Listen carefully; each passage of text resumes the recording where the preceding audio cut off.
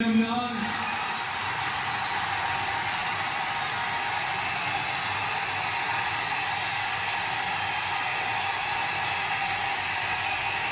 சட்டப்படி அமைக்கப்பெற்ற இந்திய அரசியல் அமைப்பின்பால்